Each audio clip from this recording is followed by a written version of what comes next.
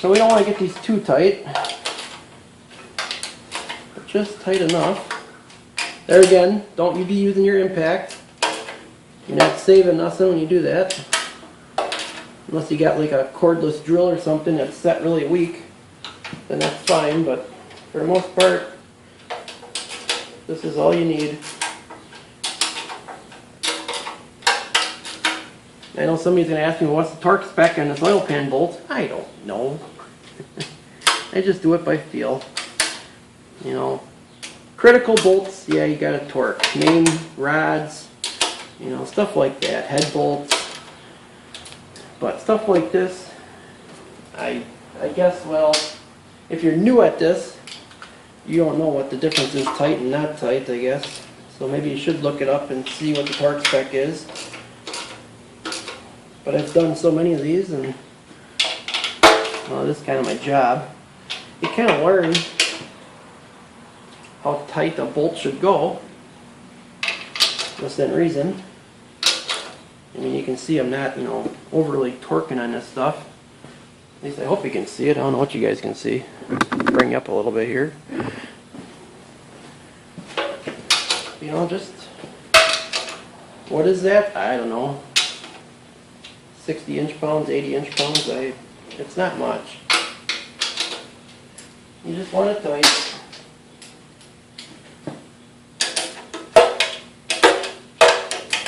Alright. Done. So that's done. And since we're here, I might as well put the fuel pump in real quick. I went and got a new push rod tube, or push rod for the fuel pump. It's a comp cam one. It's a hollow. Not that it really matters, but so we'll oil this up, stick that in. The only reason why I didn't use the old one is A, it's from '86, and B, it's already ground and, you know, wore to the old camshaft. And I learned the hard way, if you use these over with a new cam, and if it isn't in really good shape, it'll wear that cam lobe off. Then we had to put electric fuel pump in. So since then, I always either use a new one, or I'll take and I'll reshape the tip of that so it's just got a slight crown to it, because some of the old ones, you know, they'll be pitted and wore out. And for the cost of a new one, I just buy new ones now. I used to stock them, but I haven't done that. There's my plate, and I got a gasket. So I think we'll use the gasket cinch on that because it's two machine surfaces.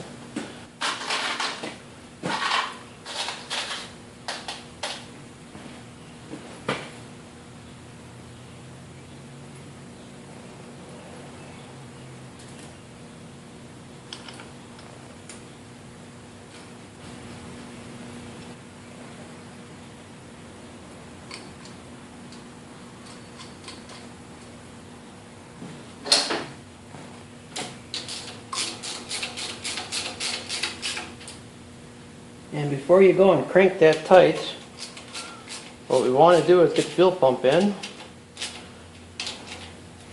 or at least make sure these holes are lined up before you go and crank them tight. Otherwise you won't get the bolts in. That sucks. I got my fuel pump bolts here, so let's just make sure they go in. And they do, so we're good there. Got my new fuel pump.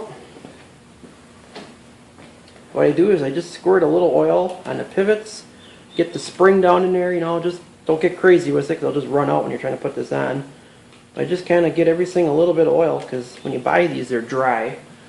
And by the time oil works its way down here from the just the movement of the engine, oil flinging around, it could be a while.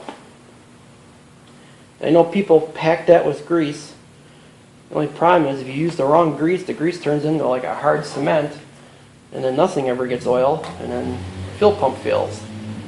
I've seen that. I don't know why, but I've heard of the old folks always saying, you know, pack that cavity full of grease. It's like, there's really no need for that.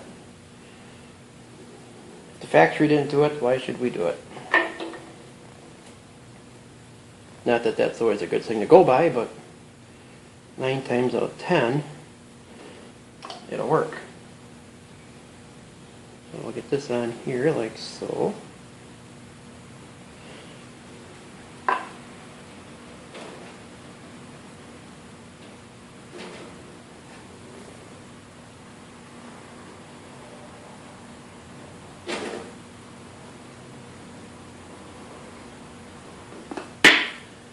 Alright, and I got my 2 fuel pump bolts. The push rod just happens to be fairly far down. Depending where that push rod is, if it's too far up, you're not going to get this in here really easily. So rotate the engine around. But I believe it'll work. It's not too much of a headache. Obviously, it's a lot easier when you do it on the engine stand. A trick for doing it, when it's in the car and you're trying to fight the fuel pump in, the push rod keeps sliding down. On small block Chevys, this top hole here, this one right here, it actually goes all the way into that push rod. So what you do is you roll the engine over until the push rod goes as far in as it can. Either you have a buddy or, you put a little pressure in here and that'll hold that push rod from falling down. Then you get your fuel pump in quick and then get the bolt started and away you go. But since we got the engine upside down, not really necessary. Put you guys back up here. So we'll crank that down quick.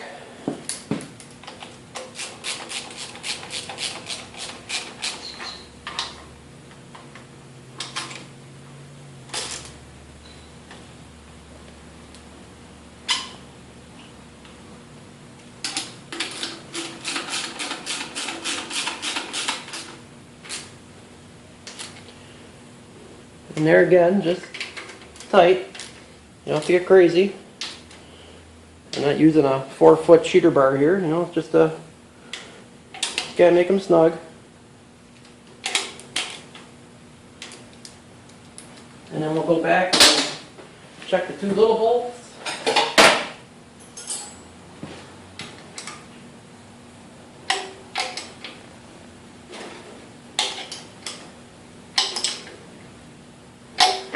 And voila, that's on.